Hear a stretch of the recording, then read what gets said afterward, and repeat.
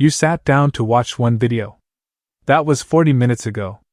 You opened the bag of chips for just a few. It is empty now.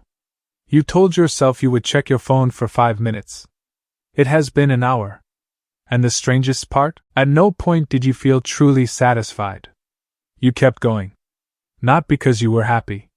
Not because you wanted more. But because something inside you would not let you stop. That something has a name. And once you understand it, you will never look at your cravings the same way again.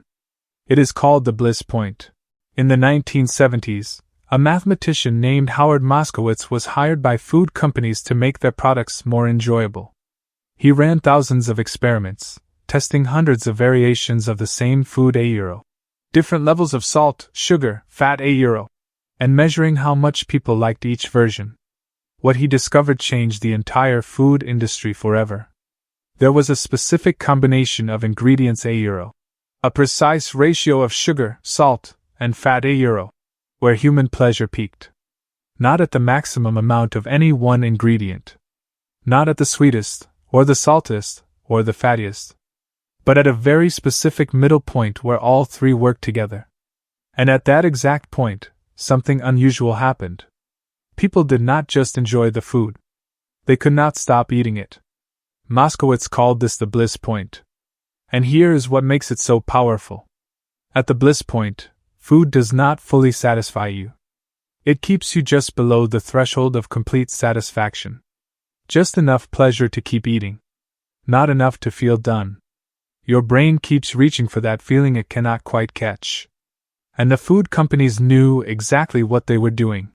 But the bliss point is not just about food. Once researchers understood the mechanism, they began to see it everywhere. The same principle €, keeping you just below the threshold of satisfaction €, turned out to be the core design logic of almost every product competing for your attention.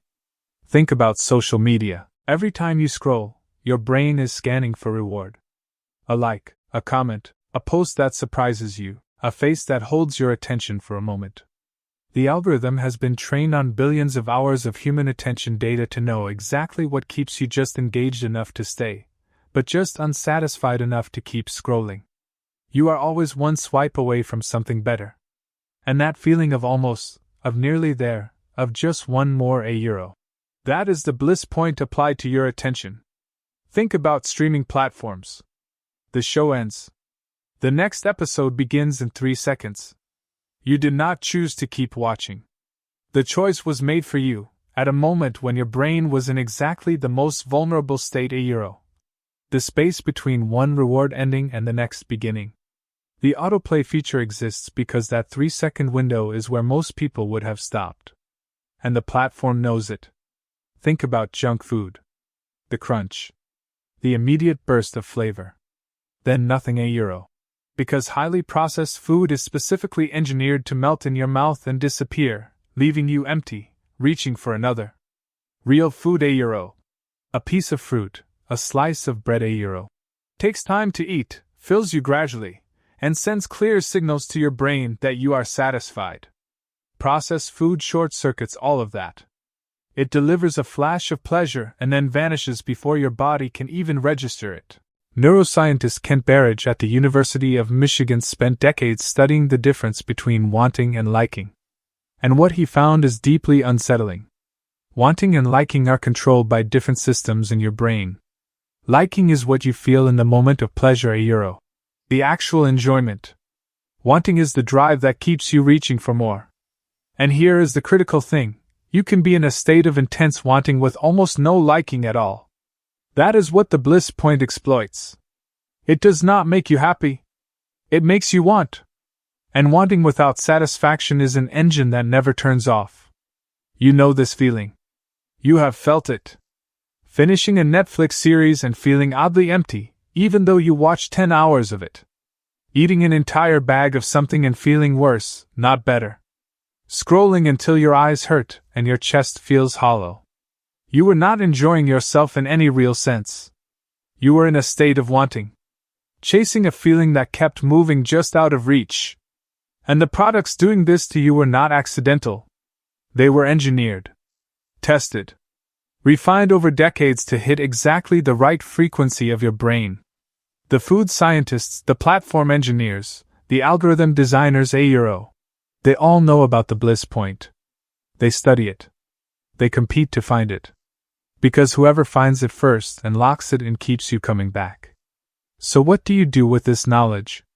Understanding the mechanism does not automatically free you from it. But it changes something. When you find yourself reaching for the third episode you did not plan to watch, or the fifth handful you did not intend to take, you can now name what is happening. This is not weakness. This is not lack of willpower.